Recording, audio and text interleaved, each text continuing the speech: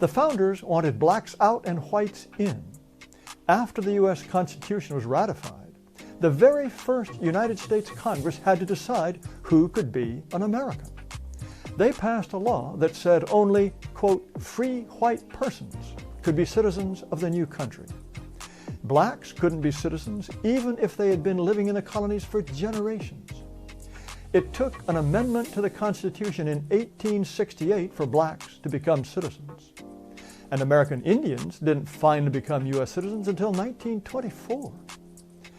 From colonial times on, there was strong opposition to mixed-race marriage.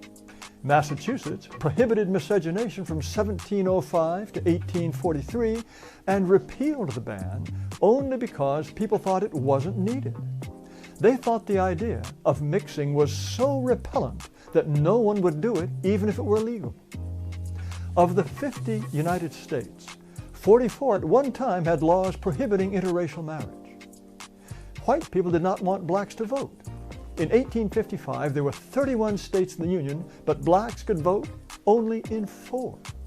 All of them were in New England, and together they had only 4% of the total black population of the country.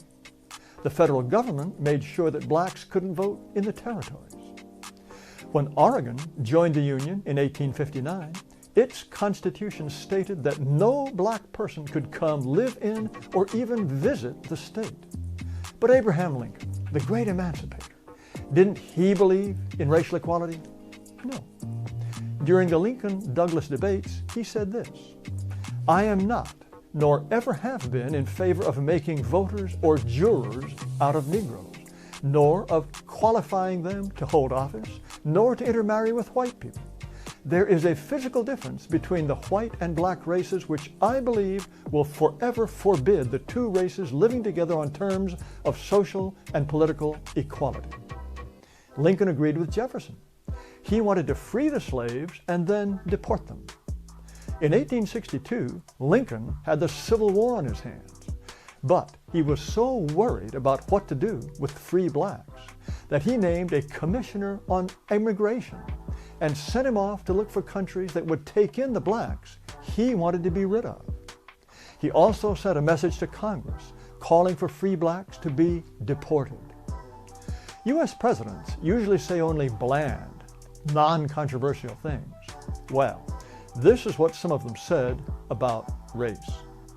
James Garfield wrote, "I have a strong feeling of repugnance when I think of the Negro being made our political equal, and I would be so glad if they could be colonized, sent to heaven, or got rid of in any decent way." Theodore Roosevelt wrote that he had, quote, "not been able to think out any solution to the terrible problem offered by the presence of the Negro on this continent." As for Indians, he said, quote, "I don't go so far as to think that the only good Indians are the dead Indians, but I believe 9 out of 10 are, and I shouldn't inquire too closely into the health of the 10th. William Howard Taft once told a group of black college students, "Your race is adapted to be a race of farmers, first, last, and for all times." Warren Harding thought the races would always be separate.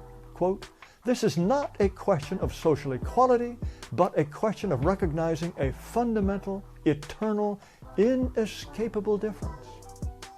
Harry Truman wrote, "I am strongly of the opinion that Negroes ought to be in Africa, yellow men in Asia, and white men in Europe and America."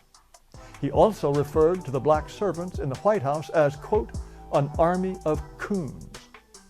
Dwight Eisenhower told Supreme Court Justice Earl Warren he understood why Southerners wanted segregated schools. They didn't want, quote, "their sweet little girls to sit in schools alongside some big black box." He said that what he regretted most about his 8 years as president was sending federal troops to Little Rock, Arkansas to enforce school integration. It's not until John Kennedy, elected in 1960, that we have a president with views on race that just might be considered acceptable today.